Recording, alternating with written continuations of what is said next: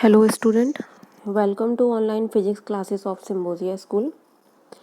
Today we will start new topic impulse and Newton's third law of motion. So we start impulse. Impulse क्या होता है? Impulse is the product of force and time interval. So when a ball hits a wall and bounce back, the force on the ball by the wall acts for a very short time. When the two are in contact, yet the force is large enough to reverse the momentum on the ball. Means जब कोई ball किसी दीवार से टकराती है तो वो bounce back करके वापस आ जाती है, और ये जो दोनों सरफेसेस का जो कांटेक्ट होता है वो बहुत छोटे से टाइम इंटरवल के लिए होता है. तो जो उसके पास मोमेंटम होता है, जिस मोमेंटम से जो इनिशियल मोमेंटम होता है, जिस मोमेंटम से जो बॉल है वो दीवार से टकराती है, वो कोलिजन के बाद वही उसी मोमेंटम से रिवर्स हो जाती है. तो इम्पल्स एक तरीके से क्या होता है? इम्पल्स एक तरीके से मोमेंटम ही है. लेकिन इस सिचुएशन में जो फोर्स है और जो टाइम इंटरवल है उसको अलग अलग कैलकुलेट करना बहुत डिफ़िकल्ट होता है. तो हम उसके प्रोडक्ट को कैलकुलेट कर लेते हैं, और इसका प्रोडक्ट जो होता है उसको कहते हैं इम्पल्स. तो इम्पल्स क्या होता है? इम्पल्स होता है product of force and time which is the change in momentum is a measurable quantity. This product is called impulse. So impulse is defined as product and force. तो जितने force के साथ वो टकराई है मीन्स जे, इसको जे से डिनोट करते हैं. So impulse is denoted by J. जिस फोर्स से बॉल दीवार से टकराई है वो फोर्स इनटू जितने शॉर्ट टाइम के लिए, जितने टाइम इंटरवल के लिए उसमें कोलिजन होता है, वो टाइम इंटरवल, इन दोनों का प्रोडक्ट जो होता है वो होता है आपका impulse. So impulse equals to force into time duration. और फोर्स इनटू टाइम ड्यूरेशन क्या होता है? Change in momentum. Newton second law of motion के according force into time duration होता है चेंज इन मोमेंटम, जो आप पहले पढ़ चुके हैं. आपने क्या पढ़ा था? F is directly proportional dp over dt. So dp over dt क्या है? dp ओवर dt है चेंज इन मोमेंटम. ठीक है. तो फोर्स जो है वो क्या है? Change in momentum. तो हम यहाँ पर ये चेंज इन मोमेंटम के डायरेक्टली प्रोपोर्शनल है. दैट मीन्स फोर्स यहाँ से हम लिख सकते हैं फोर्स इनटू dt, यानी कि force into time interval is directly proportional to dp. तो फोर्स और टाइम इंटरवल का जो प्रोडक्ट है वो मोमेंटम के इक्वल है. तो इसको इम्पल्स को हम डिनोट करते हैं जे से, और ये एक वेक्टर क्वांटिटी है. A large force acting on a short time to produce change in momentum is called impulsive force. और जब कोई बहुत हायर मैग्नीट्यूड का फोर्स या बहुत ज़्यादा फोर्स किसी बॉडी पर बहुत छोटे टाइम के लिए लगता है तो हम उसे क्या कहते हैं? Impulsive force. Impulse of force is a very important thing in practical life. जैसे कि इसके बहुत सारे एग्जाम्पल हैं. तो फर्स्ट एग्जाम्पल ले लेते हैं. अ हाई जंपिंग और a long jumping athlete is provided either a cushion और a heap of sand on the ground to fall upon. जब कोई हाई जंपर लॉन्ग जंप लेता है या फिर हाई जंप लेता है तो वो डायरेक्ट ग्राउंड पर नहीं जंप करता है, क्योंकि जब वो ग्राउंड पे डायरेक्ट जंप करेगा तो वहाँ पर बहुत ही शॉर्ट टाइम में उसका जो फोर्स है, जो मोमेंटम है, वो क्या हो जाएगा? ज़ीरो हो जाएगा. बहुत ही शॉर्ट टाइम में मोमेंटम जो है वो ज़ीरो हो जाएगा, जिसकी वजह से जब टाइम शॉर्ट हो जाएगा तो फोर्स क्या हो जाएगा? फोर्स डेफिनेटली इंक्रीज़ हो जाएगा. तो वहाँ पर उसको बहुत ज़्यादा इंजरी होगी. तो जिसकी वजह से उससे बचने के लिए, उसको प्रोटेक्ट करने के लिए क्या करते हैं कि एक या तो सैंड का बहुत बड़ा ढेर लगा देते हैं या फिर कुशन या गद्दे का यूज़ किया जाता है, जिससे जब एथलीट उस कुशन पर जंप करता है तो कुशन उसके मोमेंटम को डिक्रीज़ होने के लिए, उसकी वेलोसिटी को डिक्रीज़ होने के लिए उसको प्रॉपर टाइम इंटरवल प्रोवाइड करता है, क्योंकि कुशन नीचे दबता चला जाता है. उसको प्रॉपर टाइम इंटरवल प्रोवाइड करता है, जिसकी वजह से उसकी वेलोसिटी धीरे धीरे डिक्रीज़ होती है और फाइनली ज़ीरो पर हो जाती है. एकदम से उसकी वेलोसिटी डिक्रीज़ नहीं होती है. तो जैसा कि हम जानते हैं कि जो एफ है वो डायरेक्टली प्रोपोर्शनल है dp ओवर dt. तो यहाँ पर जब dt आपका इंक्रीज़ हो जाएगा तो dp क्या हो जाएगा, कम हो जाएगा। और जब dp कम हो जाएगा यानी कि चेंज इन मोमेंटम कम हो जाएगा तो फोर्स भी कम हो जाएगा। तो उस पर बहुत कम फोर्स लगता है जिसकी वजह से उसको कोई भी इंजरी नहीं होती है। सेकंड है packing material like thermocol, cartridge sheet, bubble plastic sheet. तो इसका मतलब है कि जब कोई बहुत ही ज़्यादा डेलिकेट आइटम हम पैक करते हैं, जैसे ग्लासवेयर वगैरह पैक करते हैं, तो उसको पैक करने के लिए थर्माकोल शीट का यूज़ करते हैं, बबल शीट का यूज़ करते हैं, स्ट्रॉ का यूज़ करते हैं, पेपर स्ट्रस का यूज़ करते हैं। तो वो इसलिए यूज़ किया जाता है कि जब हम इधर उधर ट्रांसपोर्टेशन में जब उन ग्लासवेयर्स को ले जाते हैं तो उनके आपस में कोलिजन होने के चांसेस बहुत ज़्यादा हैं। अगर उनके बीच में स्ट्रॉस नहीं होंगे, शीट्स नहीं होंगी या फिर थर्माकोल नहीं होगा तो वो आपस में एक दूसरे से टकराएंगे, जिससे कि वो एक लार्ज फोर्स एक दूसरे पर लगाएंगे और जिससे वो टूट सकता है। तो ये जो बबल शीट है या स्ट्रॉस है या थर्माकोल्स है वो जब उनके बीच में रखा होता है तो वो उनको एक प्रॉपर टाइम इंटरवल प्रोवाइड करता है, जिससे कि वो उसका मोमेंटम जो है, बॉडीज़ का मोमेंटम जो है रिड्यूस हो सके। और जब मोमेंटम रिड्यूस हो जाएगा तो फोर्स भी कम हो जाएगा, जिससे वो एक दूसरे पर बहुत कम फोर्स अप्लाई कर पाते हैं और वो टूटने से बच जाते हैं। नेक्स्ट एग्जाम्पल है shock absorbers are provided in vehicle to allow more time during the bumps and jerks।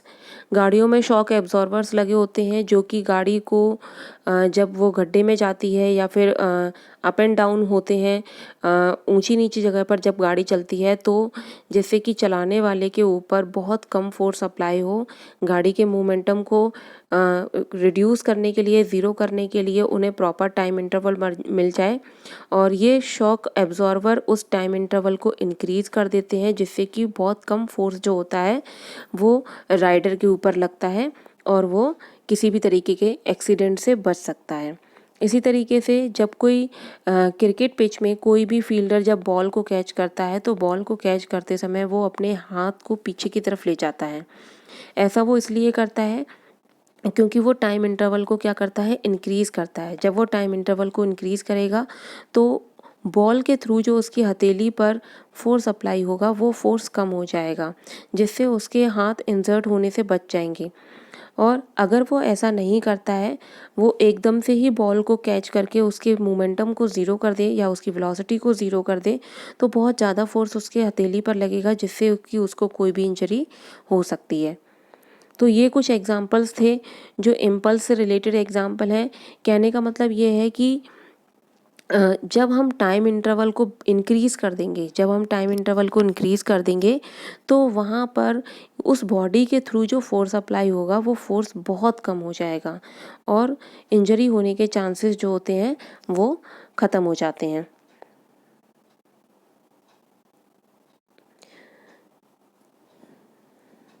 Next है Newton third law of motion.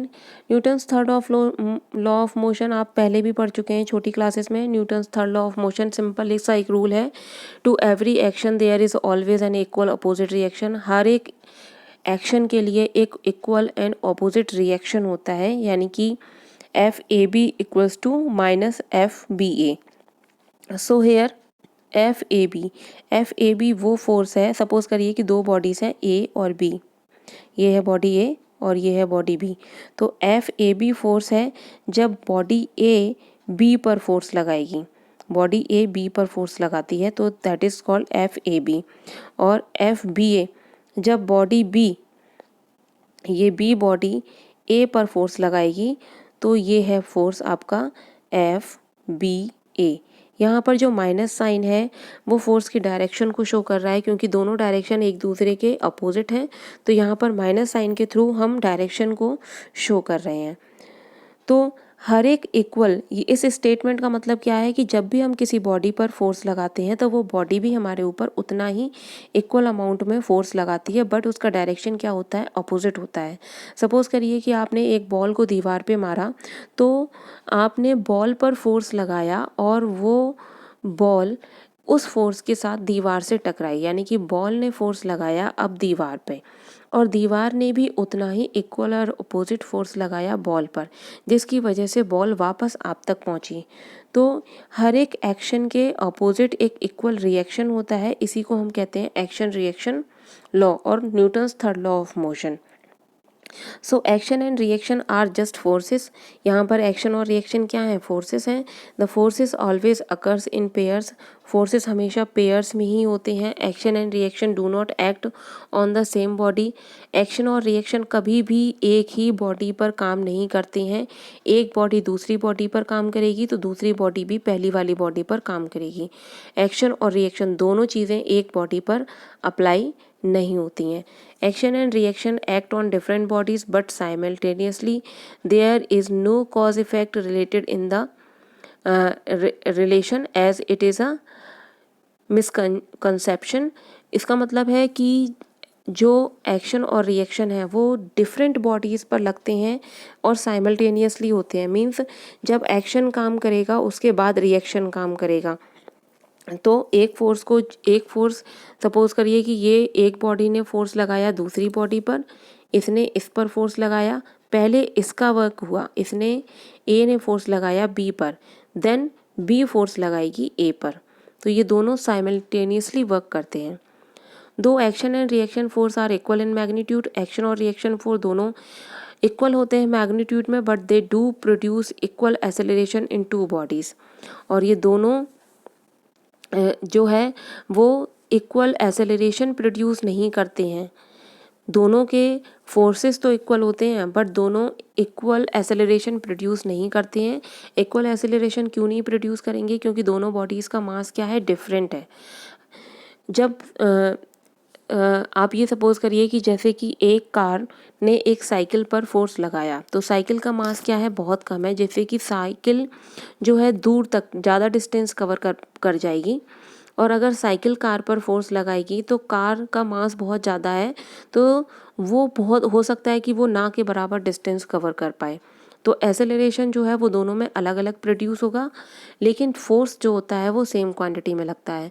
Acceleration अलग प्रोड्यूस होने का मतलब ही ये है क्योंकि उनके डिफरेंट मासेस होते हैं।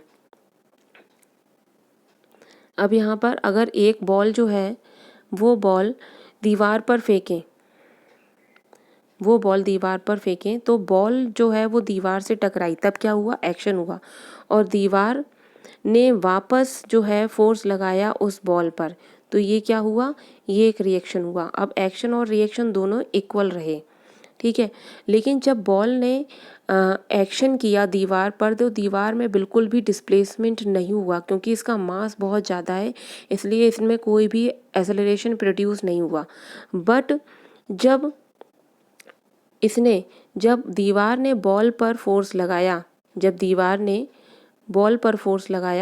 तो बॉल में क्या हुआ?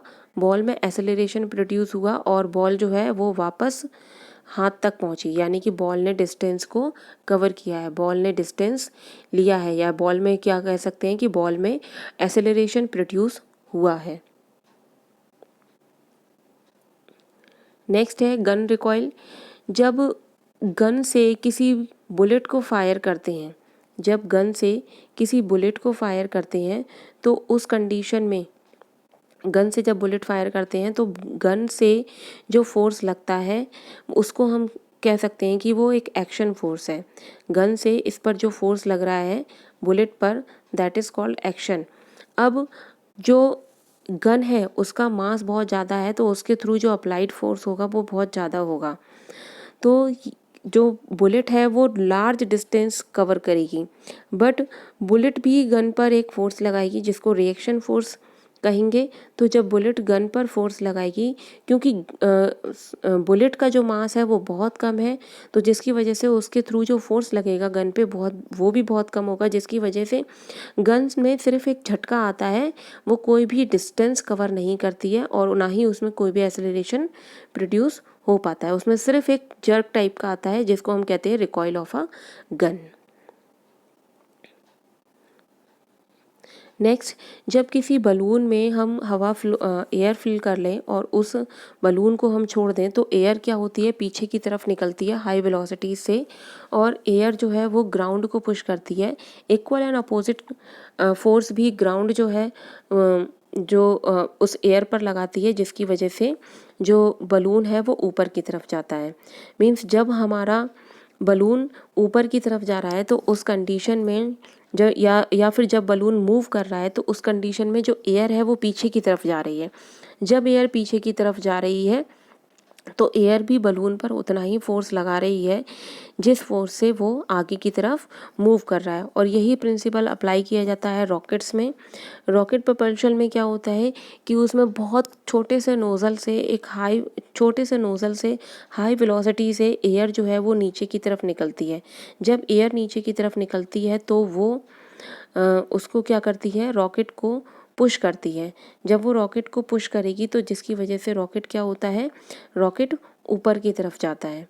तो यहाँ से जो फोर्स लगा उसको हम कह सकते हैं कि ये हुआ एक्शन, और इस एक्शन के ऑपोजिट डायरेक्शन में एक फोर्स लगा रिएक्शन, जिस रिएक्शन की वजह से ये रॉकेट क्या है, ये रॉकेट ऊपर की तरफ मूव करेगा।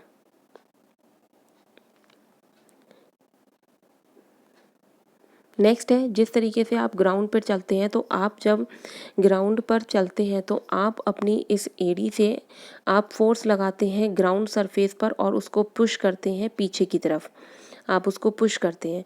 और सेम उसी के इक्वल फोर्स ग्राउंड भी लगाती है आपके पैर पर और वो आपको आगे की तरफ पुश करती है, जिसकी वजह से आप आगे की तरफ फॉरवर्ड डायरेक्शन में मूव कर पाते हो। तो ये भी एक एग्जांपल है एक्शन और रिएक्शन का।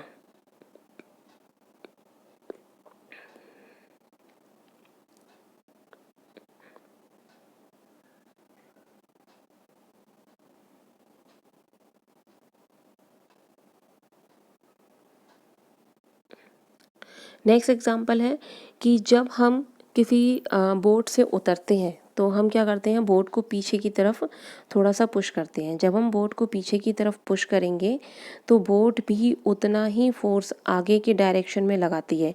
जब हम यहाँ से उतर रहे हैं तो हम क्या करते हैं, इसको पीछे की तरफ पुश करते हैं, जिसकी वजह से बोट थोड़ा सा डिस्प्लेस होती है और बोट भी हम पर उतना ही फोर्स लगाती है फॉरवर्ड डायरेक्शन में, और हम बोट को पीछे करते हुए आगे की तरफ मूव कर जाते हैं। तो इसको, ये हुआ आपका रिएक्शन और इसके इक्वल एंड अपोजिट क्या हुआ, एक्शन। Thank you.